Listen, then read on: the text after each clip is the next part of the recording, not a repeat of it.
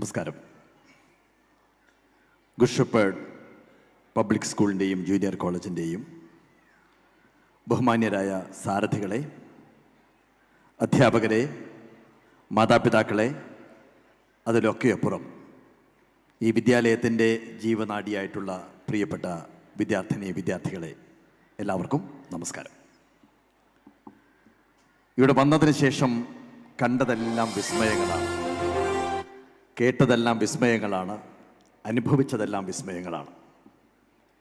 ഏതൊരു ജാലവിദ്യക്കാരന് പോലും അത്ഭുതപ്പെടുന്ന രീതിയിലുള്ള വിസ്മയങ്ങളാണ് ഗുഡ് ഷെപ്പേർഡ് പബ്ലിക് സ്കൂൾ ഈ വേദിയിൽ തന്നെ ഈ നിമിഷങ്ങൾക്കുള്ളിൽ തന്നെ കാഴ്ചവെച്ചത്.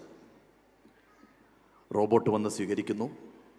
36 എന്നെഴുതിയ അക്കങ്ങളുടെ മുകളിൽ 36 വിളക്കുകൾ ഘടിപ്പിച്ച് അതിൽ തിരിതെളിക്കുന്ന സുന്ദരമായ മുഹൂർത്തം സൃഷ്ടിക്കുന്നു. അതിലൊക്കെ അപ്പുറം ഞാനിവിടെ വന്ന് ഇരിക്കുന്ന സമയത്ത് നിവേദ്യ ആൻഡ് ഗാഥ, 2 മക്കളാണ്, ഞാൻ പേര് ചോദിച്ചു. ആ 2 കുട്ടികൾ അവതരിപ്പിച്ച മിറർ ഡാൻസ് കാണിച്ചുകൊണ്ടാണ് ആദ്യം എന്നെ വിസ്മയിപ്പിച്ചത്. തികച്ചും അത്ഭുതകരമായിരുന്നു അവരുടെ പെർഫോമൻസ്. ഞാൻ ആലോചിക്കുകയായിരുന്നു എത്രമാത്രം റിഹേഴ്സലുകൾ ആ ഒരു പെർഫോമൻസ് നടത്താൻ വേണ്ടിയിട്ട് ഈ 2 കുട്ടികൾ ചെയ്തിട്ടുണ്ടാവും എന്ന് ഞാൻ അത്ഭുതപ്പെടുകയായിരുന്നു. യഥാർത്ഥത്തിൽ കണ്ണാടിയില്ലാതെ റിഫ്ലക്ഷൻസ് ഉണ്ടാക്കുക, അല്ലേ? കണ്ണാടിയില്ലാതെ പ്രതിഫലനം സൃഷ്ടിക്കുക. യഥാർത്ഥത്തിൽ ഒരു വിദ്യാലയം ചെയ്യുന്നതും ഇത് തന്നെയാണ്. ഗുഡ് ഷെപ്പേർഡ് എന്ന് പറയുന്ന വിദ്യാലയം 36 വർഷമായി ഈ സമൂഹത്തിലെ ഉന്നത സ്ഥാനത്ത് ഉയർന്നു നിൽക്കുന്നു എന്നുണ്ടെങ്കിൽ ഈ 36 വർഷങ്ങളിൽ കണ്ണാടിയില്ലാതെ നല്ല പ്രതിഫലനം സൃഷ്ടിക്കാൻ സാധിച്ചതിൻ്റെ പേരിൽ മാത്രമാണ് ഒരു വിദ്യാലയത്തിന് ഇത്രമാത്രം ഉയർന്നു നിൽക്കാൻ സാധിക്കുന്നത്. ഒരു കണ്ണാടി എന്ന് പറയുമ്പോൾ സ്വാഭാവികമായിട്ടും അതിന് പല തലങ്ങളുണ്ട്. ഒരു നല്ല കണ്ണാടിക്കുള്ളിൽ നോക്കിക്കഴിഞ്ഞാൽ മാത്രമേ നമ്മൾ എന്താണ് എന്ന് അതിനകത്ത് വ്യക്തമായിട്ട് കാണാൻ സാധിക്കുകയുള്ളൂ. അതൊരു പൊടി പിടിച്ച കണ്ണാടിയാണെങ്കിൽ, അതൊരു പൊട്ടിയ കണ്ണാടിയാണെങ്കിൽ സ്വാഭാവികമായിട്ടും നമ്മുടെ യഥാർത്ഥ റിഫ്ലക്ഷൻസ് അല്ല അതിനകത്ത് കാണുക. അപ്പോൾ ഒരു നല്ല മിറർ ആയിക്കഴിഞ്ഞാൽ മാത്രമേ യഥാർത്ഥത്തിൽ എന്താണോ ഉദ്ദേശിക്കുന്നത് അത് കാണാൻ സാധിക്കുകയുള്ളൂ. ഗുഡ് ഷെപ്പേർഡ് എന്ന് പറയുന്ന ഈ വിദ്യാലയം നല്ല അധ്യാപകരിലൂടെ, കൃത്യമായ ചിട്ടവട്ടങ്ങളിലൂടെ സൃഷ്ടിച്ചെടുക്കുന്ന പ്രതിഫലനങ്ങളാണ് യഥാർത്ഥത്തിൽ നമ്മുടെ എല്ലാ വിദ്യാർത്ഥികളും. അതിൻ്റെ ചെറിയ ചെറിയ അംശമാണ് ഇവിടെ കണ്ടത്. ഞാൻ ബഹുമാനപ്പെട്ട പ്രിൻസിപ്പൽ സുനിത മാഡത്തിനോട് ചോദിച്ചു, ഈ റോബോട്ട് കുട്ടികൾ തന്നെ ഉണ്ടാക്കിയതാണോ എന്ന് ചോദിച്ചു. അപ്പോൾ കുട്ടികളും റോബോട്ടിക് അധ്യാപകരും എല്ലാം കൂടി ചേർന്നുണ്ടാക്കിയ ഒരു റോബോട്ടാണ് എന്ന് പറഞ്ഞു. ഇത് think out of the box എന്ന് വേണമെങ്കിൽ നമുക്കിതിന് വിശേഷിപ്പിക്കാൻ സാധിക്കും. സാധാരണ ചിന്തിക്കുന്നതിൽ നിന്ന് വ്യത്യസ്തമായിട്ട് ചിന്തിക്കുവാനുള്ളൊരു കഴിവുണ്ടാവുക. സാധാരണ നിലവിളക്ക് കൊളുത്തുന്നതിന് പകരം 36 വർഷത്തെ സെലിബ്രേഷൻസ് ആഘോഷിക്കുമ്പോൾ 36 എന്നെഴുതിയ ഒരു ലിഖിതത്തിനടുത്ത് 36 വിളക്കുകൾ കൊളുത്തി വെച്ച് അതിനെ കൊളുത്താൻ വേണ്ടി ഒരു പുതിയ പദ്ധതി ഉണ്ടാക്കുക. ഇത് കണ്ടപ്പോൾ എനിക്ക് പെട്ടെന്ന് എൻ്റെ ഓർമ്മയിലേക്ക് വന്നത്, ജപ്പാനിൽ എന്തോ ഒരു അവതാർ റോബോട്ട് കഫേ എന്ന് പറഞ്ഞിട്ട്, ഡോൺ അവതാർ റോബോട്ട് കഫേ, ഇത് നിങ്ങൾ സെർച്ച് ചെയ്ത് കഴിഞ്ഞാൽ കാണാൻ സാധിക്കും. ടോക്കിയോയിലുള്ളൊരു റെസ്റ്റോറൻ്റാണ്. ആ റെസ്റ്റോറൻറ്റിനകത്തേക്ക് നമ്മൾ ചെന്ന് കഴിഞ്ഞാൽ അവിടെ എല്ലാ കാര്യങ്ങളും ഓപ്പറേറ്റ് ചെയ്യുന്ന റോബോട്ട്സാണ്. റിസപ്ഷനിലിരിക്കുന്ന റോബോട്ടാണ്. ആ റോബോട്ടുമായിട്ട് നമുക്ക് സംവദിക്കുവാൻ സാധിക്കും. ആ റോബോട്ടിൻ്റെ കണ്ണിലൂടെ നമ്മളെ കാണുവാൻ സാധിക്കും. ഇവരുമായിട്ട് സംവദിച്ച് കഴിഞ്ഞതിന് ശേഷം നമുക്കൊരു ടേബിൾ നമ്പർ തരും. ആ ടേബിളിലേക്ക് നമ്മൾ പോയി ഇരുന്ന് കഴിഞ്ഞാൽ ഉടനെ മറ്റൊരു റോബോട്ട് വന്നു കഴിഞ്ഞതിന് ശേഷം നമ്മുടെ കയ്യിൽ നിന്ന് ഓർഡർ എടുക്കും. വേറൊരു റോബോട്ട് നമ്മുടെ മുമ്പിലേക്ക് കോഫിയും ചായയും എന്താണോ നമ്മൾ ഓർഡർ ചെയ്തത് അത് എത്തിച്ചു തരും.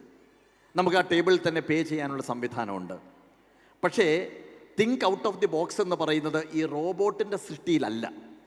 നേരെ മറിച്ച് ഈ റോബോട്ടിനെ ഓപ്പറേറ്റ് ചെയ്യുന്നത് ബെഡ്റിഡറായിട്ടുള്ള, ഡിസബിലിറ്റി ഉള്ള എത്രയോ ആളുകൾ കിലോമീറ്ററുകൾക്കപ്പുറത്ത് വീട്ടിൽ കിടക്കുന്ന കിടപ്പ് രോഗികളാണ് ഇത് ഓപ്പറേറ്റ് ചെയ്യുന്നത്.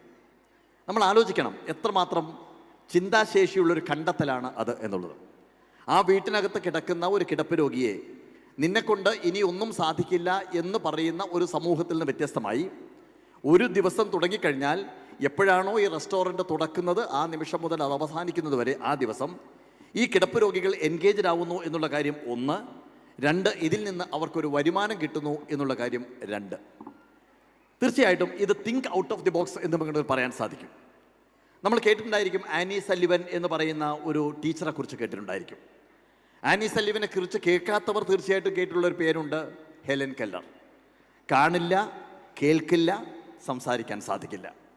ഈ ഹെലൻ കെല്ലർ എന്ന് പറയുന്ന കുട്ടി കുഞ്ഞായിരിക്കുന്ന സമയത്ത് കാണാനോ കേൾക്കാനോ സംസാരിക്കാനോ സാധിക്കാത്ത ഒരു കുട്ടി വീട്ടിൽ പിറന്നപ്പോൾ ആ കുട്ടിയുടെ എന്താ പറയുക, ഹൈപ്പർ ആക്ടിവിറ്റി കൊണ്ട് ആ കുട്ടി വീട്ടിലുള്ള സാധനങ്ങളെല്ലാം തട്ടിമറിക്കാനും ആളുകളെ കയ്യിൽ തടഞ്ഞു കഴിഞ്ഞാൽ ഉടനെ അടിക്കാനും മർദ്ദിക്കാനും തുടങ്ങിയപ്പോഴാണ് ആ കുട്ടിയെ പരിശീലിപ്പിക്കാൻ വേണ്ടി ഒരു ടീച്ചറെ വിളിച്ചു കൊണ്ടുവന്നത്.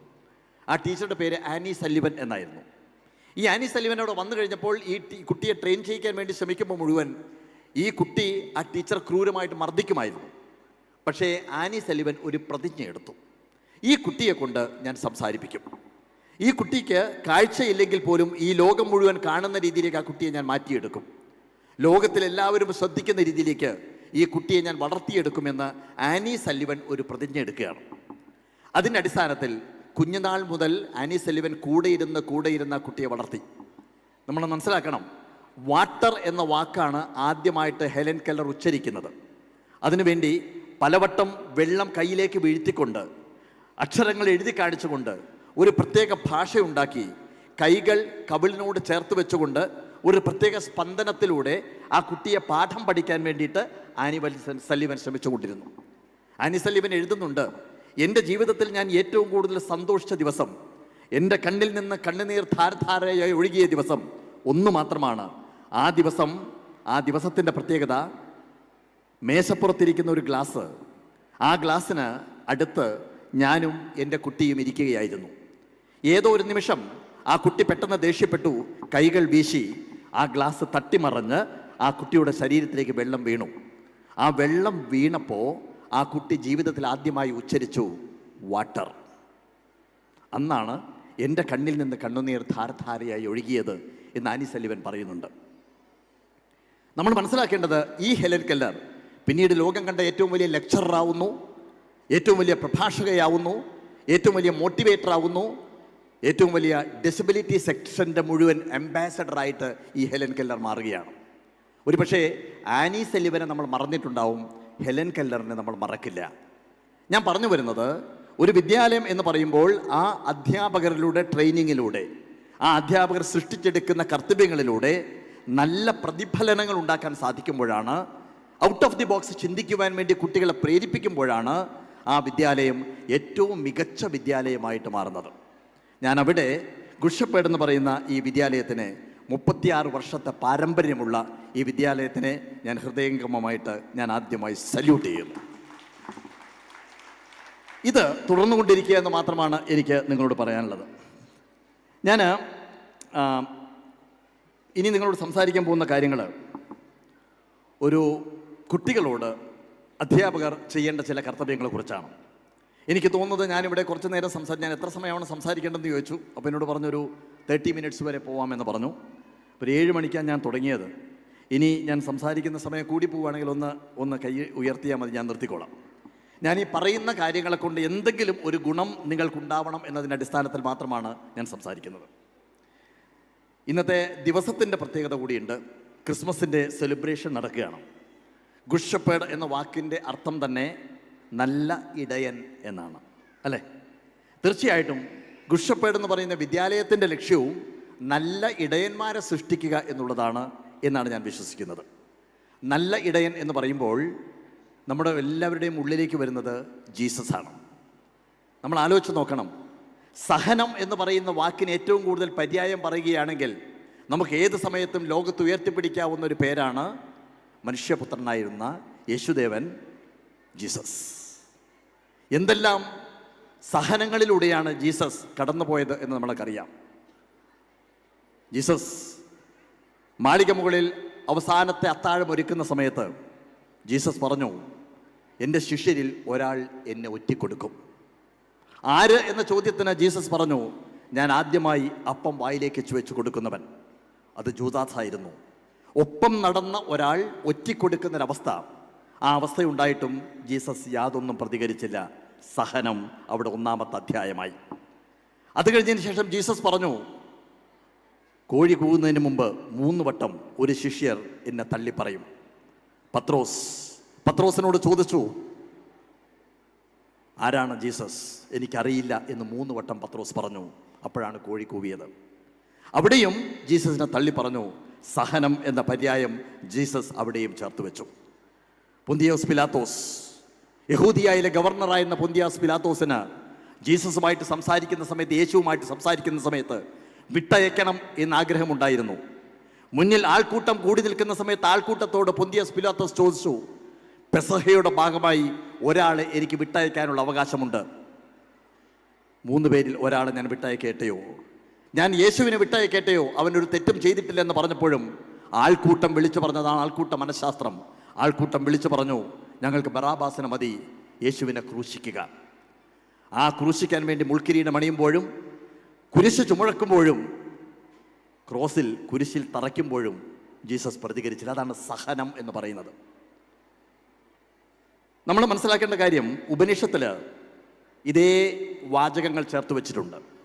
ഉപനിഷത്തിൽ പ്രജാപതിയോട് ഒരു ചോദ്യം ചോദിക്കുന്നുണ്ട്, ആരാണ് നല്ല മനുഷ്യൻ? ഇതാണ് ചോദ്യം, ആരാണ് നല്ല മനുഷ്യൻ? അതിനുത്തരമായിട്ട് പ്രജാപതി ആകാശത്തേക്ക് വിരൽ ചൂണ്ടുകയും അവിടുന്ന് 3 ഇടിശബ്ദങ്ങൾ കേൾക്കുകയും ചെയ്യുന്നുണ്ട്. ആ ഇടിശബ്ദം എന്ന് പറയുന്നത് ദ ദ ദ എന്നായിരുന്നു. The the the. നിങ്ങൾക്ക് വല്ലതും മനസ്സിലായോ? ഇല്ല.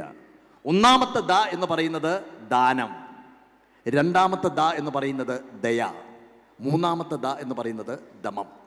ദാനം എന്ന് പറഞ്ഞു കഴിഞ്ഞാൽ, ഖലീൽ ജിബ്രാന്റെ ഭാഷയിൽ പറഞ്ഞു കഴിഞ്ഞാൽ, നീ കൊടുക്കുന്നതല്ലല്ലോ ദാനം, നിന്നെ തന്നെ സമർപ്പിക്കുന്നതാണല്ലോ ദാനം എന്ന് ജിബ്രാൻ പറഞ്ഞിട്ടുണ്ട്. ദയ എന്ന് പറയുന്ന സമയത്ത്, മറ്റൊരാൾ വീണ് കിടക്കുന്ന സമയത്ത് അത് താനാണെന്ന് സങ്കല്പിക്കുവാനുള്ള മനോഭാവം ഉണ്ടായിക്കഴിഞ്ഞാൽ അതാണ് ദയ എന്ന് പറയുന്നത്. മൂന്നാമത്തെ അക്ഷരം ദമം എന്ന വാക്ക് തന്നെയാണ് സഹനം എന്നതുകൊണ്ട് ഉദ്ദേശിക്കുന്നത്. അമർത്തി വയ്ക്കുക. നമ്മുടെ ചിന്തകളെ, അനാവശ്യമായിട്ടുണ്ടാവുന്ന ചിന്തകളെ, ദേഷ്യത്തെ, അല്ലെങ്കിൽ മറ്റൊരാളുണ്ടാവുന്ന അസൂയയെ, കോപത്തെ, ഇതിനെല്ലാം നമുക്ക് അമർത്തി നിർത്തുവാൻ, അടക്കി നിർത്തുവാനുള്ള കഴിവുണ്ടാക്കിയെടുക്കുക എന്ന് പറയുന്നതാണ് സഹനം. അവിടെയാണ് ഒരു നല്ല ഇടയൻ സൃഷ്ടിക്കപ്പെടുന്നത്. നമ്മൾക്ക് നമ്മളെ നിയന്ത്രിക്കുവാൻ സാധിക്കണം. പ്രത്യേകിച്ച് നമ്മുടെ കുട്ടികൾ വളർന്നു വരുന്ന സമയത്ത് അവരുടെ മനസ്സിലുണ്ടാവുന്ന ചിന്തകൾ, പ്രത്യേകിച്ച് ഒരു യുവത്വത്തിലേക്ക് പ്രവേശിക്കുന്ന സമയത്ത് അവരിലുണ്ടാവുന്ന ചിന്തകളെ മാതാപിതാക്കൾ മനസ്സിലാക്കി അവരെ കാര്യങ്ങൾ പറഞ്ഞു മനസ്സിലാക്കാനും അധ്യാപകൻ ഒരു ഗുരുവായിട്ട് മാറുവാനും സാധിച്ചു കഴിഞ്ഞാൽ അവിടെയാണ് നല്ല ഇടയന്മാരെ സൃഷ്ടിക്കുവാൻ സാധിക്കുക. ഗുരുവും അധ്യാപകനും തമ്മിൽ വ്യത്യാസമുണ്ട്. അധ്യാപകൻ എന്ന് പറഞ്ഞു കഴിഞ്ഞാൽ അറിവിൽ നിന്ന് അധ്യയനം നടത്തുന്ന ആളെയാണ് അധ്യാപകൻ എന്ന് പറയുന്നത്. ഗുരു എന്ന് പറയുമ്പോൾ അറിയലിൽ നിന്ന് അധ്യയനം നടത്തുന്ന ആളെയാണ് ഗുരു എന്ന് പറയുന്നത്. ഞാനീ പറയുന്നത് കുറച്ച് മനസ്സിലാക്കാൻ ബുദ്ധിമുട്ടുണ്ടോ എന്ന് എനിക്കറിയില്ല. കുറച്ചുകൂടി സിമ്പിളായിട്ട് ഞാൻ പറയാം. അധ്യാപകൻ എന്ന് പറയുമ്പോൾ 2 ഹൈഡ്രജനും 1 ഓക്സിജനും ചേർത്ത് വെച്ച് കഴിഞ്ഞാൽ വെള്ളം ഉണ്ടാവും എന്ന് കുട്ടികളെ പഠിപ്പിക്കുന്നത് അധ്യാപകൻ്റെ ചുമതലയാണ്. അവിടെ 2 ഹൈഡ്രജനും 1 ഓക്സിജനും ചേർത്ത് വെച്ച് വെള്ളമുണ്ടാക്കി നോക്കിയിട്ടല്ല പഠിപ്പിക്കുന്നത്. നേരെ മറിച്ച് താൻ വിദ്യാലയത്തിൽ പഠിച്ച ഒരു കാര്യം വിദ്യാർത്ഥികളെ പഠിപ്പിക്കുന്നു എന്ന് മാത്രമേ ഉള്ളൂ. H2O എന്ന് ബോർഡിൽ എഴുതിക്കൊണ്ട് മക്കളെ H2O എന്ന് പറഞ്ഞാൽ വാട്ടർ എന്ന് പഠിപ്പിക്കുന്നു. എന്തിന് വിദ്യാർത്ഥികൾ പഠിക്കുന്നു എന്ന് ചോദിച്ചു കഴിഞ്ഞാൽ, വിദ്യാർത്ഥികളോട് ചോദിച്ചു കഴിഞ്ഞാൽ അവർ പറയും, പരീക്ഷയ്ക്ക് മാർക്ക് കിട്ടാൻ വേണ്ടിയാണ് ഞങ്ങളിത് പഠിക്കുന്നത്. ഇവിടെ അധ്യാപകനും വിദ്യാർത്ഥിയും തമ്മിലുള്ള ബന്ധം എന്ന് പറയുന്നത് അന്തരമാണ്, അകലമാണ്. ഗുരു എന്ന് പറയുമ്പോൾ ശാസ്ത്രീയതയ്ക്ക് പകരം അതിൻ്റെ മാനവികത കൂടി പഠിപ്പിച്ചു കൊടുക്കാൻ കഴിയുന്ന ഒരാളാണ് ഗുരുവായിട്ട് മാറുന്നത്. ദാഹിക്കുന്നു ഭഗിനി കൃപാരസ, മോഹനം കുളിർ തണ്ണീരുദാശു നീ, ഓമലേ തരൂ തെല്ലെന്നത് കേട്ട രാമരോഹരി അമ്പരം നോദിനാൽ, അല്ലല്ലെന്തു കഥയതു കഷ്ടമേ അല്ലലാലങ്ങു ജാതി മറന്നിതോ എന്ന് ചോദിച്ചപ്പോൾ, ജാതി ചോദിച്ചില്ല ഞാൻ സോദരി എന്ന് പറഞ്ഞുകൊണ്ട് തൊണ്ട വറ്റി വരണ്ട് നിൽക്കുന്ന ഒരു ആനന്ദൻ കൈനീട്ടി നിൽക്കുമ്പോൾ ആ കൈക്കുമ്പിളിലേക്ക് വെള്ളമൊഴിച്ചു കൊടുക്കുന്ന ചണ്ടാലപ്പെണ്ണ്, ആ ചണ്ടാലപ്പെണ്ണ് വെള്ളമൊഴിച്ചു കൊടുക്കുന്ന സമയത്ത് അത് ആർത്തിയോടെ കോരി കുടിക്കുന്ന ആനന്ദൻ്റെ മനസ്സിലുണ്ടാവുന്ന നിർവികാരതയാണ് ഒരു വെള്ളത്തിൻ്റെ മാനവികത എന്ന് പറയുന്നത്. ഈ മാനവികത കൂടി കുട്ടികളെ പഠിപ്പിക്കാൻ അധ്യാപകർക്ക് സാധിക്കുമ്പോഴാണ് ആ അധ്യാപകൻ ഗുരു ആയിട്ട് മാറുന്നത്. ഇതാണ് അതിൻ്റെ വ്യത്യാസം. അതായത് അനുഭവങ്ങളിലൂടെ പാഠങ്ങൾ പഠിപ്പിക്കുക എന്നുള്ളതാണ് ഗുരുവിൻ്റെ ധർമ്മം. നിങ്ങളൊരു കഥ കേട്ടിട്ടുണ്ടായിരിക്കും, ശ്രീരാമകൃഷ്ണ പരമഹംസർ. ശ്രീരാമകൃഷ്ണ പരമഹംസരുടെ അടുത്തേക്ക് ഒരു കുട്ടിയെയും കൊണ്ടൊരമ്മ ചെല്ലുകയാണ്. അമ്മ ചെന്നിട്ട് പറഞ്ഞു, എൻ്റെ കുട്ടിക്കൊരു പ്രശ്നമുണ്ട്, അവൻ കണ്ടമാനം ശർക്കര വാരി തിന്നുകൊണ്ടിരിക്കുന്നു, അതിൽ നിന്ന് മോചിപ്പിക്കാൻ എന്താണ് ചെയ്യേണ്ടതെന്ന് ചോദിച്ചു. പരമഹംസർ പറഞ്ഞു, ഒന്ന് ആലോചിച്ചതിന് ശേഷം അടുത്ത ഞായറാഴ്ച വരൂ, അപ്പം ഞാൻ പറഞ്ഞു തരാമെന്ന് പറഞ്ഞു. അമ്മ കുട്ടിയെയും കൊണ്ടുപോയി. അടുത്ത ഞായറാഴ്ച വീണ്ടും അമ്മ കുട്ടിയെയും കൊണ്ടുവന്നു. പരമഹംസർ ഒന്നുകൂടി കണ്ടതിന് ശേഷം പറഞ്ഞു, അടുത്ത ഞായറാഴ്ച വരൂ, അപ്പം ഞാൻ പറഞ്ഞു തരാമെന്ന് പറഞ്ഞു. വീണ്ടും കുട്ടിയെയും കൊണ്ടുപോയി. പിറ്റത്തെ ഞായറാഴ്ച വീണ്ടും അമ്മ കുട്ടിയെയും കൊണ്ടുവന്നു. അന്ന് പരമഹംസരെ കുട്ടിയെ ചേർത്ത് മടിയിലിരുത്തി ആ കുട്ടിയോട് ശർക്കര വണ്ടമാനം തിന്നു കഴിഞ്ഞാൽ ഉണ്ടാകുന്ന പ്രശ്നങ്ങളെക്കുറിച്ചും അതിൽ നിന്ന് എങ്ങനെ മോചനം നേടാമെന്നുള്ള കാര്യത്തിനെക്കുറിച്ചും കൃത്യമായിട്ട് പറഞ്ഞു കൊടുത്തു. അമ്മയും കുട്ടിയും തിരിച്ചു പോകുമ്പോൾ അമ്മയ്ക്കൊരു സംശയം, ഈ പറഞ്ഞ കാര്യങ്ങൾ 2 ആഴ്ച മുമ്പ് പറഞ്ഞുകൂടായിരുന്നോ എന്നൊരു സംശയം. അമ്മ കുട്ടിയെയും കൊണ്ട് തിരിച്ചു വന്നിട്ട് പരമഹംസരോട് ചോദിച്ചു, ഇപ്പം ഈ പറഞ്ഞ കാര്യങ്ങളെ കഴിഞ്ഞ ആഴ്ചയ്ക്ക് മുമ്പ് തന്നെ പറഞ്ഞുകൂടായിരുന്നു, ഞങ്ങൾ എന്തിനാ 2 തവണ നടന്നതെന്ന് ചോദിച്ചു. പരമഹംസർ പറഞ്ഞു, അന്ന് നിങ്ങൾ വരുന്ന സമയത്ത് എനിക്ക് ഈ കുഴപ്പമുണ്ടായിരുന്നു, കണ്ടമാനം ശർക്കര വാരി തിന്നുന്ന സ്വഭാവം ഉണ്ടായിരുന്നു. ഞാൻ അന്ന് വിചാരിച്ചു ഒരാഴ്ച കൊണ്ട് ഇതിൽ നിന്ന് രക്ഷപ്പെടാമെന്ന് വിചാരിച്ചു. പക്ഷേ ഒരാഴ്ച കഴിഞ്ഞ് നിങ്ങൾ വന്നപ്പോഴേക്കും എനിക്കതിൽ നിന്ന് മോചനം നേടാൻ സാധിച്ചില്ല. ഇപ്പം ഞാൻ ഓക്കെയാണ്, അതുകൊണ്ടാണ് ഞാൻ കുട്ടിക്ക് പറഞ്ഞു കൊടുത്തതെന്ന് പറഞ്ഞു. ഇതാണ് ഗുരുവും അധ്യാപകനും തമ്മിലുള്ള വ്യത്യാസം. അപ്പോൾ ഒരു അധ്യാപകൻ കുട്ടിയെ പഠിപ്പിക്കുന്ന സമയത്ത് ഏറ്റവും പ്രധാനമായിട്ട് ശ്രദ്ധിക്കേണ്ട കാര്യം ആ കുട്ടിയുടെ വാക്കുകൾ, ആ കുട്ടിയുടെ ചിന്തകൾ, ആ കുട്ടിയുടെ പ്രവൃത്തികൾ, ആ കുട്ടിയുടെ ചലനങ്ങൾ, ആ കുട്ടിയുടെ സ്വഭാവം, ആ കുട്ടിയുടെ ക്യാരക്ടർ, ഇതെല്ലാം ചേർത്ത് നിർത്തി പഠിപ്പിക്കുക എന്ന് പറയുന്നതാണ് ഏറ്റവും പ്രധാനം. കാംബ്രിഡ്ജ് യൂണിവേഴ്സിറ്റിയുടെ മുമ്പിൽ എഴുതി വെച്ചിട്ടുണ്ട്, നിങ്ങളുടെ ചിന്തകളെ സൂക്ഷിക്കുക, ചിന്തകളാണ് വാക്കുകളായിട്ട് മാറുന്നത്. നിങ്ങളുടെ വാക്കുകളെ സൂക്ഷിക്കുക, വാക്കുകളാണ് പ്രവൃത്തികളായിട്ട് മാറുന്നത്. നിങ്ങളുടെ പ്രവൃത്തികളെ സൂക്ഷിക്കുക, പ്രവൃത്തികളാണ് ശീലങ്ങളായിട്ട് മാറുന്നത്. നിങ്ങളുടെ ശീലങ്ങളെ സൂക്ഷിക്കുക, ശീലങ്ങളാണ് സ്വഭാവമായി മാറുന്നത്. നിങ്ങളുടെ സ്വഭാവത്തെ സൂക്ഷിക്കുക, ആ സ്വഭാവമാണ് നിങ്ങളുടെ ഭാവിയുടെ ഭാഗധേയം നിർണ്ണയിക്കുന്നത് എന്ന് എഴുതി വെച്ചിട്ടുണ്ട്. ആദ്യം കുട്ടികൾക്ക് പറഞ്ഞു കൊടുക്കേണ്ട കാര്യം മറ്റൊരാളെ അനുകരിക്കാനല്ല ശ്രമിക്കേണ്ടത്, നീയായിട്ട് വളരുക എന്നുള്ളതാണ് ആദ്യം പഠിപ്പിക്കേണ്ട കാര്യം. മാതാപിതാക്കൾ, അധ്യാപകർ ഏറ്റവും പ്രധാനമായിട്ട് ശ്രദ്ധിക്കേണ്ടത് അവനെ കണ്ട് പഠിക്കുക, അവളെ കണ്ട് പഠിക്കുക എന്ന് നമ്മളായിട്ട് നമ്മുടെ മക്കളോട് പറയരുത്. അവൻ അവനാണ്, അവൾ അവളാണ്. ഡോക്ടർ APJ അബ്ദുൽ കലാമിൻ്റെ Forge Your Future എന്ന് പറയുന്ന പുസ്തകം മാതാപിതാക്കൾ നിർബന്ധമായിട്ടും ഒന്ന് വായിക്കണം. അതിനകത്ത് നമ്മുടെ കുട്ടികളെപ്പോലെയുള്ള കുട്ടികൾ ചോദിക്കുന്ന ചോദ്യങ്ങളാണ്. ഒരു ചോദ്യം ഇതാണ്, താങ്കൾ എന്നോട് ഹാർഡ് വർക്ക് ചെയ്യാൻ വേണ്ടി പറയുന്നു സാർ, ഞാൻ ധാരാളം ഹാർഡ് വർക്ക് ചെയ്യുന്നുണ്ട്. താങ്കൾ എന്നോട് സ്വപ്നം കാണാൻ വേണ്ടി പറയുന്നു സാർ, ഞാൻ ധാരാളം സ്വപ്നം കാണുന്നുണ്ട്. പക്ഷേ എനിക്കെന്തുകൊണ്ടാണ് എൻ്റെ സ്വപ്നത്തിലെ സച്ചിൻ ടെണ്ടുൽക്കർ ആവാൻ സാധിക്കാത്തത് എന്നുള്ളതാണ് പണ്ട് അബ്ദുൽ കലാമിനോടൊരു കുട്ടി ചോദിച്ച ചോദ്യം. ആ ചോദ്യത്തിന് അബ്ദുൽ കലാം പറഞ്ഞ ഉത്തരം എന്ന് പറയുന്നത് 3 വാക്കുകളാണ്. ആ വാക്കുകൾ ഇതാണ്, യു ആർ യുണീക്ക്. നീയാണ്. നീ സച്ചിൻ ടെണ്ടുൽക്കർ അല്ല, നീയാണ്. ഓരോ ദിവസവും ഞാൻ മാതാപിതാക്കളോട് പറയുകയാണ്, ഓരോ ദിവസവും രാവിലെ നിങ്ങൾ മക്കൾ എണീറ്റ് കഴിഞ്ഞാൽ കണ്ണാടിക്ക് മുമ്പിൽ നിന്നുകൊണ്ട് കണ്ണാടിക്കുള്ളിലുള്ള പ്രതിബിംബത്തെ നോക്കി നമ്മുടെ സബ് കോൺഷ്യസ് മൈൻഡാണെന്ന് ചിത്രീകരിച്ചുകൊണ്ട് നെഞ്ചിൽ കൈവച്ചുകൊണ്ട് കുട്ടികളോട് പറയാൻ പഠിപ്പിക്കണം, ഐ ആം യുണീക്ക്, ഞാനാണ്. നിങ്ങൾ നിങ്ങളുടെ കുട്ടികളോട് പറയണം, മറ്റൊരാൾക്ക് കൂടുതൽ മാത്തമാറ്റിക്സിന് മാർക്ക് കിട്ടി എന്നുള്ളതിൻ്റെ പേരിൽ നീ പരിഭവിക്കേണ്ട കാര്യമില്ല. കാരണം അത് അവൻ്റെ കാര്യം.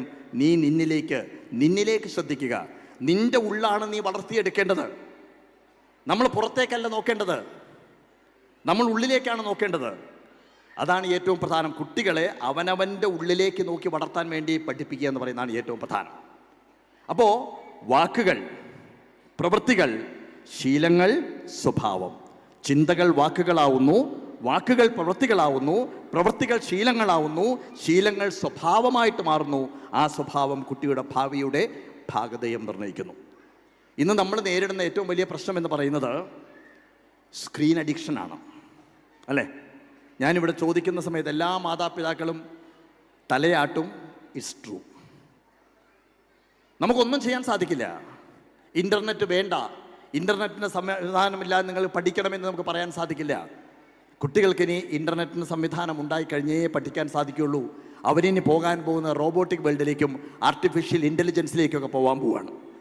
അപ്പോൾ ആ കുട്ടികൾ വളർന്നു വരുന്ന സമയത്ത് നമുക്ക് നോ പറയാൻ പറ്റാത്തൊരവസ്ഥയാണ്.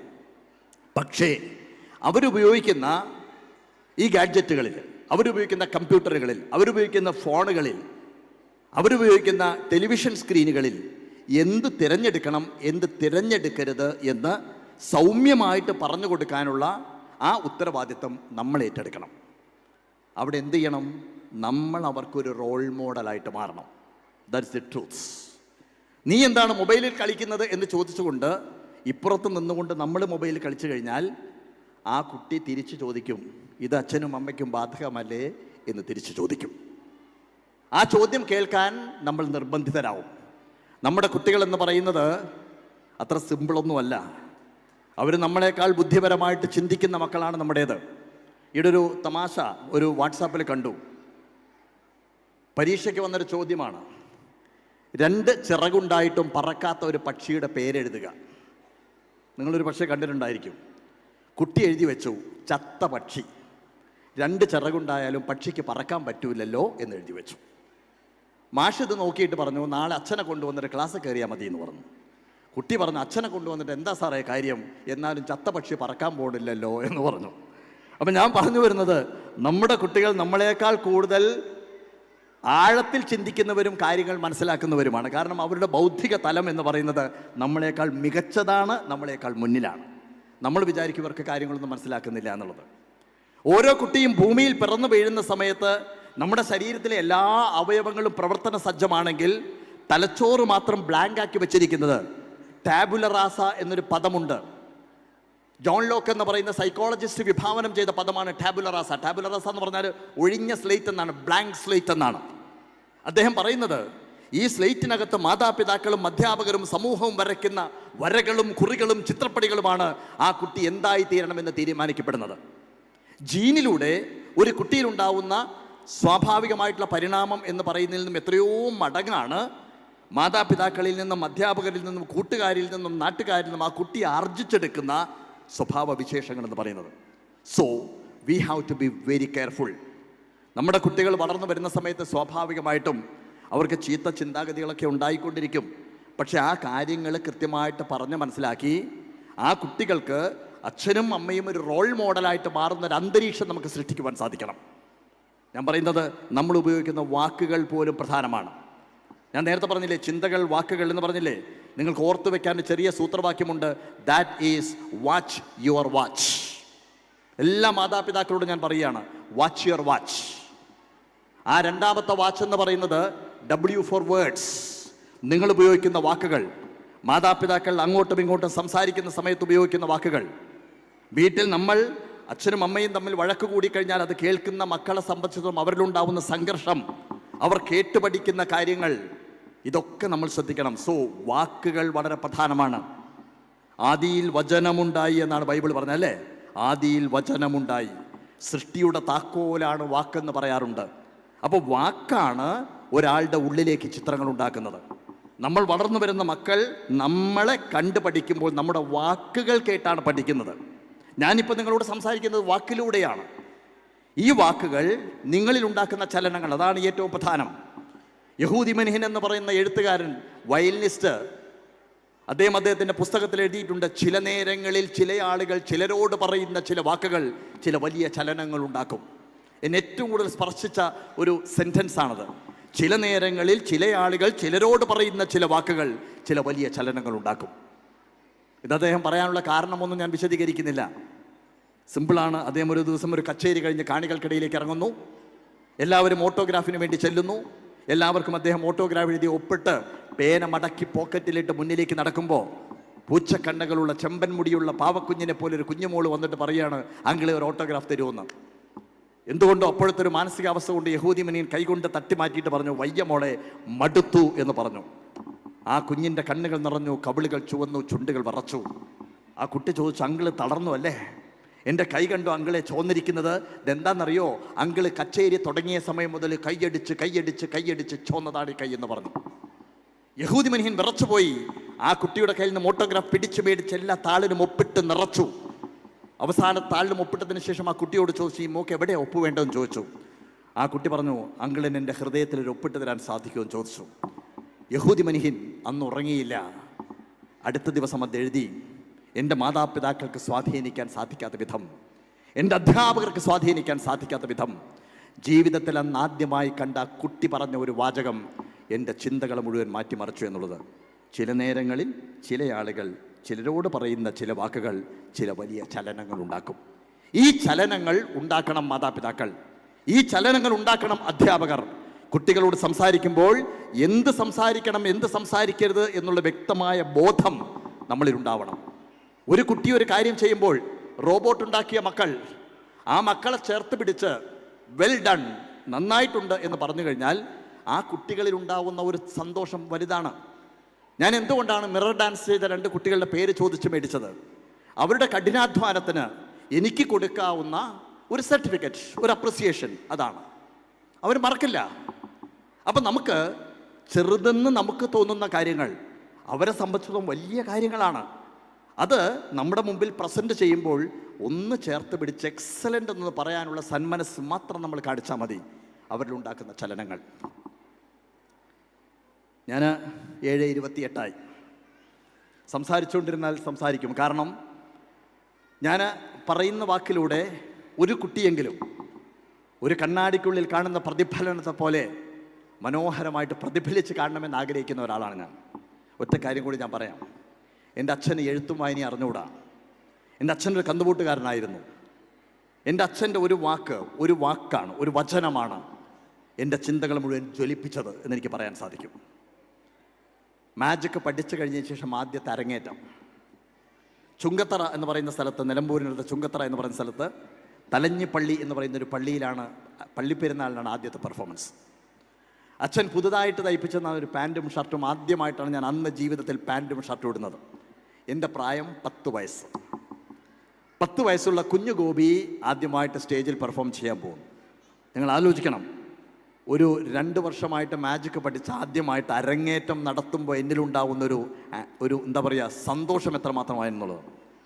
ഞാനന്ന് സ്റ്റേജിലേക്ക് ചെന്നു. ഓഡിയൻസിനിടയിൽ നിന്നൊരു കുട്ടിയെ വിളിച്ചു. എന്നേക്കാൾ ഹൈറ്റുള്ളൊരു പയ്യൻ സ്റ്റേജിലേക്ക് ചാടിക്കയറി വന്നു. അവൻ്റെ മുമ്പിൽ എനിക്ക് കാണിക്കേണ്ട ഒരേ ഒരു മാജിക്കേ ഉണ്ടായിരുന്നുള്ളൂ. ഒരു കയറ്, ആ കയറിനെ മുറിക്കണം, അതിനെ മാജിക് കൊണ്ട് കൂട്ടി യോജിപ്പിക്കണം. സീക്രട്ട് ഞാൻ പറഞ്ഞു തരാം. ഈ 3 വിരലുകൾക്കുള്ളിൽ ഒരു മുഴുവൻ കയർ ഒളിപ്പിച്ച് വെച്ചിട്ടുണ്ടാവും. ഈ കയ്യിൽ കത്രി, ഈ കയ്യിൽ കയർ ഏൽപ്പിച്ചു കഴിഞ്ഞാൽ കത്രി അവൻ്റെ കയ്യിൽ കൊടുത്ത് ഇങ്ങനെ പിടിച്ചുകൊണ്ട് ആ കയർ മുറിക്കാൻ വേണ്ടി പറയും. ഈ മുറിച്ച കയറിനെ ചുരുട്ടി ഈ വിരലുകൾക്കുള്ളിലാക്കണം, ഇതിനകത്തുള്ള കയറിനെ പുറത്തേക്ക് എടുക്കണം. ഇതിനാണ് കൈയടക്കം എന്ന് പറയുന്നത്, സ്ലൈറ്റ് ഓഫ് ഹാൻഡ് എന്ന് പറയുന്നത്. മാജിക് കാണിക്കാൻ വേണ്ടി സ്റ്റേജിലേക്ക് ചെല്ലുന്നു. 10 വയസ്സേ ഉള്ളൂ, കുഞ്ഞു വിരലുകളാണ്, ഈ വിരലുകൾക്കുള്ളിൽ ഒളിപ്പിച്ചു വെച്ച കയറാണ്. ഈ കുട്ടി യാതൊരു ദാക്ഷിണ്യവും എന്നോട് കാണിച്ചില്ല. അവൻ്റെ കയ്യിലേക്ക് ഞാൻ കയറും കത്രിയും കൊടുക്കുന്നു. അവൻ്റെ രൂക്ഷമായ നോട്ടം എൻ്റെ വിരലുകൾക്കിടയിലൂടെ ഈ വെള്ള നിറത്തുള്ള കയർ അവൻ കണ്ടെടുക്കുന്നു. അവൻ എൻ്റെ കയ്യിലേക്ക് കയറി പിടിച്ചതിന് ശേഷം ഈ 3 വിരലുകൾ അടർത്തി മാറ്റിയിട്ട് ഈ കയ്യിൽ നിന്ന് കയറെടുത്ത് കാണിച്ചിട്ട് പറഞ്ഞു, ഇവൻ്റെ കയ്യിൽ വേറൊരു കയറും കൂടി ഉണ്ടെന്ന് പറഞ്ഞ് കാണിച്ചു. എൻ്റെ മാജിക് ഫ്ലോപ്പ്. ഇനി എനിക്കൊന്നും ചെയ്യാനില്ല. സ്റ്റേജിൻ്റെ പുറകിലേക്ക് ഞാൻ കരഞ്ഞുകൊണ്ട് ഓടി. എൻ്റെ അച്ഛൻ അരങ്ങേറ്റം കാണാൻ വേണ്ടി മുമ്പിലിരിക്കുന്നുണ്ട്. അച്ഛൻ സ്റ്റേജിൻ്റെ പുറകിലേക്ക് വന്നു. അച്ഛനെ കെട്ടിപ്പിടിച്ചുകൊണ്ട് ഞാൻ പറഞ്ഞു, അച്ഛാ എന്നെ മാജിക്കിന് പറ്റില്ല അച്ഛാ, എന്നെ ഇനി മാജിക്കിന് പറഞ്ഞയക്കരുതെന്ന് പറഞ്ഞു. നിങ്ങൾക്കറിയോ എൻ്റെ അച്ഛൻ എന്നോട് പറഞ്ഞത് എന്താണെന്ന്? എഴുത്തും വായന പോലും അറിയാത്ത എൻ്റെ അച്ഛൻ എന്നെ മുന്നിലേക്ക് മാറ്റി നിർത്തിയിട്ട് എന്നോട് പറഞ്ഞു, കുട്ടിയെ, വിജയത്തിൽ നിന്ന് നിനക്ക് ഒരു പാഠവും പഠിക്കാൻ പറ്റില്ലടാ, പരാജയത്തിൽ നിന്ന് മാത്രമേ നിനക്ക് പാഠങ്ങൾ പഠിക്കാൻ സാധിക്കുള്ളൂ. എൻ്റെ അച്ഛനൊന്നും ഭൂമിയിലില്ല.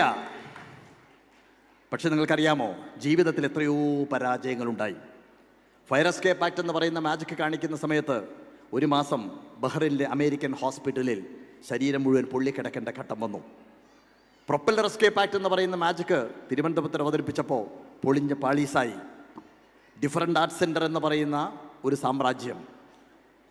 നേരത്തെ പറഞ്ഞില്ലേ, ചില നേരങ്ങളിൽ ചില ആളുകൾ ചിലരോട് പറയുന്ന ചില വാക്കുകൾ ചില ചലനങ്ങൾ ഉണ്ടാക്കുമെന്ന് പറഞ്ഞതുപോലെ, കാസർഗോഡ് ഒരു പ്രോഗ്രാമിന് പോയപ്പോൾ എൻഡോസൾഫാൻ ദുരിതം ബാധിച്ച ഒരു കുട്ടിയുടെ അമ്മ പറഞ്ഞ ചില വാക്കുകൾ എൻ്റെ ചിന്തകളെ മുഴുവൻ മാറ്റിമറിച്ചു. മാജിക് കൊണ്ടുണ്ടാക്കിയ മുഴുവൻ സമ്പാദ്യവും എൻ്റെ വീടടക്കം വിറ്റ് ഞാൻ ഡിഫറൻറ്റ് ആർട്ട് സെൻറ്റർ എന്ന് പറയുന്ന ഒരു സാമ്രാജ്യം പണിതു. ഭിന്നശേഷിയുള്ള കുട്ടികളെ ശൈലജ ടീച്ചർ മിനിസ്റ്റർ ആയിരിക്കുന്ന സമയത്ത് 23 കുട്ടികളെ ചേർത്ത് പിടിച്ചുകൊണ്ട് ആദ്യമായിട്ടൊരു സംരംഭം ആരംഭിച്ചു. ആ കുട്ടികൾ ഇന്ന് അവിടെ എംപ്ലോയീസാണ്. എല്ലാ മാസവും ശമ്പളം മേടിക്കുന്ന മക്കളായിട്ട് ആ കുട്ടികളെ മാറ്റാൻ സാധിച്ചു. ആ കുട്ടികൾക്ക് വന്ന മാറ്റത്തിൻ്റെ അടിസ്ഥാനത്തിൽ സർവ്വതും ത്യജിച്ച് ഞാൻ ഹൃദയത്തോട് ചേർത്ത് വെച്ചിരുന്ന എൻ്റെ രക്തത്തിലൂടെ ഓടിക്കൊണ്ടിരുന്ന ഇന്ദ്രജാലം എന്ന് പറയുന്ന കലയെപ്പോലും ഉപേക്ഷിച്ച് പ്രൊഫഷണൽ മാജിക്കിൽ നിന്ന് വിട പറഞ്ഞ് ഞാൻ ആ ഡിഫറൻറ്റ് ആർട്സ് സെൻറ്ററിന് വേണ്ടി പ്രവർത്തിക്കാൻ തുടങ്ങി. കഴിഞ്ഞ വർഷം ഇക്കാലത്ത് ഞാൻ നേരിട്ട് കൊണ്ടിരിക്കുന്നതെന്ന് പറഞ്ഞു കഴിഞ്ഞാൽ സോഷ്യൽ മീഡിയയുടെ ആക്രമണം എന്ന് പറഞ്ഞു കഴിഞ്ഞാൽ ആക്രമണം തകർത്തെറിയാൻ വേണ്ടിയിട്ടുള്ള പരമാവധി ശ്രമിച്ചു. അങ്ങനെ ഉണ്ടാപ്പോഴും സത്യത്തിൻ്റെ പാതയിലൂടെ ജീവിച്ചു കഴിഞ്ഞാൽ ഞാൻ അപ്പോഴും ആലോചിച്ചത് ജീസസിനെ ആട്ടോ. ഡിസംബറല്ലേ 25-ാം തീയതി ഞാൻ അപ്പോഴും ആലോചിച്ചത് ഇത്രമാത്രം സത്യവും ധർമ്മവും ചെയ്യുന്ന ഈ ജീസസിനെ ക്രൂശിക്കാമെങ്കിൽ തീർച്ചയായിട്ടും നമ്മളൊക്കെ മനുഷ്യരായ നമ്മളെയും ക്രൂശിച്ചൂടെ എന്നാണ് ആലോചിച്ചത്. മഹാത്മാഗാന്ധി ഒരു രാജ്യത്തിന് വേണ്ടി മാത്രം നിലകൊണ്ട്, രാജ്യത്തിൻ്റെ സ്വാതന്ത്ര്യത്തിന് വേണ്ടി നിലകൊണ്ട് അവസാനം എന്താ ഉണ്ടായത്?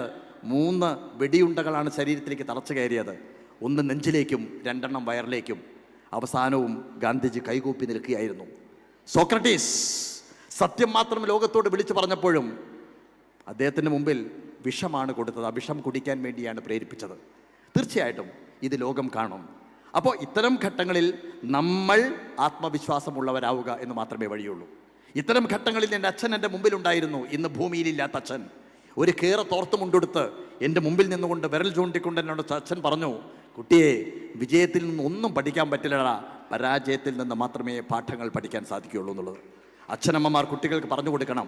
ഒരു പരീക്ഷയ്ക്ക് മാർക്ക് കുറയുന്ന സമയത്ത്, അല്ലെങ്കിൽ ക്ലാസ്സിൽ ഒരു കുട്ടി ഒന്ന് അവഹേളിച്ചു എന്നുള്ള പറയുന്നതിൻ്റെ പേരിൽ, ടീച്ചർ ഒന്ന് വഴക്ക് പറഞ്ഞു എന്ന് പറയുന്നതിൻ്റെ പേരിൽ, അതിൻ്റെ പേരിൽ വിഭ്രാന്തി കയറി അവിടെയും ഇവിടെയും പോയി നാടുവിട്ടു പോവുകയും ആത്മഹത്യ ചെയ്യുകയും ചെയ്യുന്ന കുട്ടികളുടെ മുമ്പിൽ മാതാപിതാക്കൾ പറഞ്ഞു കൊടുക്കണം, തോറ്റാലേ ജയിക്കാൻ സാധിക്കുകയുള്ളൂ എന്നുള്ളത്. തോൽവിയിലൂടെ മാത്രമേ ജയിക്കാൻ സാധിക്കുകയുള്ളൂ. ഒരു സുപ്രഭാതത്തിൽ ആരും നടന്നു തുടങ്ങിയിട്ടില്ല. വീണാണ് നമ്മൾ നടക്കാൻ തുടങ്ങിയത്. എഡ്മണ്ട് ഹിലാരി 17 തവണയാണ് എവറസ്റ്റ് കൊടുമുടിയെ കീഴടക്കാൻ ശ്രമിച്ചത്. 17 തവണ.